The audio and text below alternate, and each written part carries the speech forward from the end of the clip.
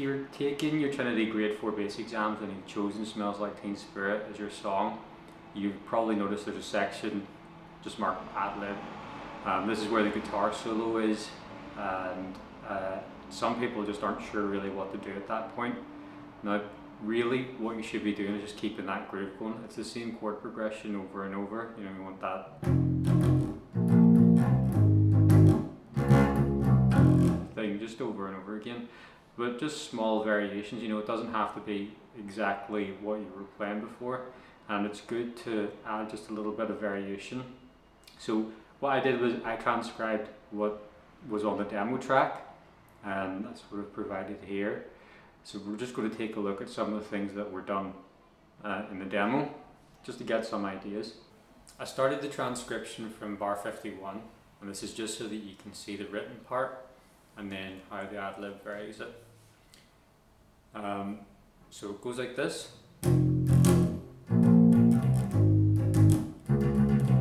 Ad-lib. So here's your first change. On the D flat chord, instead of playing a group of 4 semiquavers and 2 quavers, you have a little bit of rhythmic variation by actually removing one of those semiquavers. Okay, and that's as simple as a variation needs to be. You can actually take things away rather than adding more stuff, because usually what happens with students is they think, well, I've got to improvise something here and I've got to add a ton of more things, and it's really, you don't. Take something away and make sure that you're sticking to the groove, and that's far more impressive, and that's really all your examiner's looking for at this grade. So you've got, okay, and also it's going to go up through the scale, and then in the next bar, so this is bar 55, you're back to F minor, you're still playing the root note, you've just used that E flat to walk up, and now you're going to play basically your F riff but an octave higher.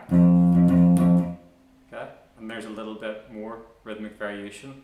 So you see at the start you went like that, now you're going, so it's one more quaver.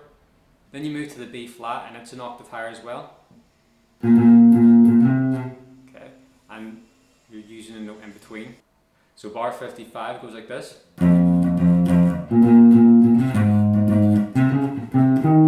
Okay, and that was 56 there. So 56 is obviously taking it to an extreme. You don't have to go all up here or anything, right? You can just stay there. You don't even have to go up the octave.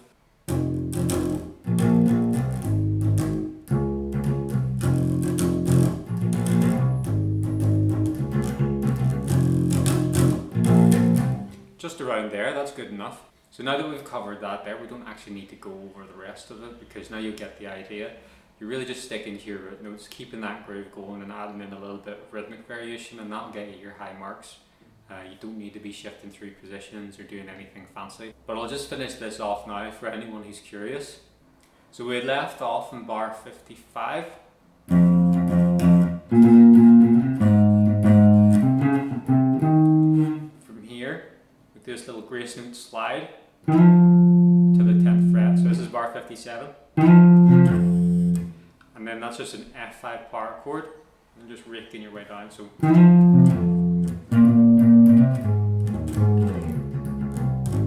okay, that's a lot of movement. Quite impressive if you can do it. You don't have to.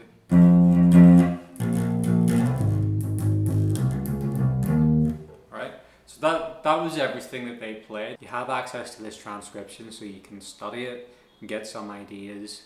But I wouldn't commit it to memory, and I wouldn't look at it as if this is the right answer that's going to get you high marks in your exam.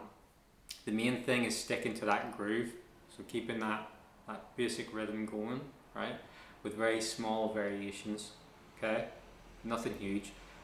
Remember, you don't have to add things, you can actually take things away, and that's just as powerful as adding a bunch of notes, right? Play about with the scale, play about with the rhythm. Look for the root notes. So if your chord is an F, your root note is F. If it's a B flat, your root note is B flat. It's also a good idea, if you've not done it at this point, to start trying to learn the E string and the A string.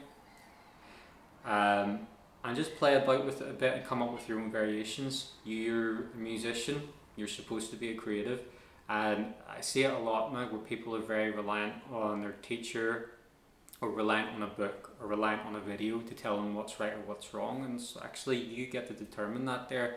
You have your own preferences, you have your own taste, and you actually need to start trusting that a little bit. So hopefully that's cleared a few things up and you're feeling a lot more confident in tackling your ad-lib section now.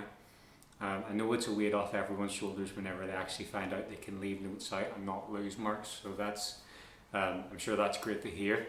The transcription is a pretty out there version of what you could do for your exam. You know, it takes you to the extreme.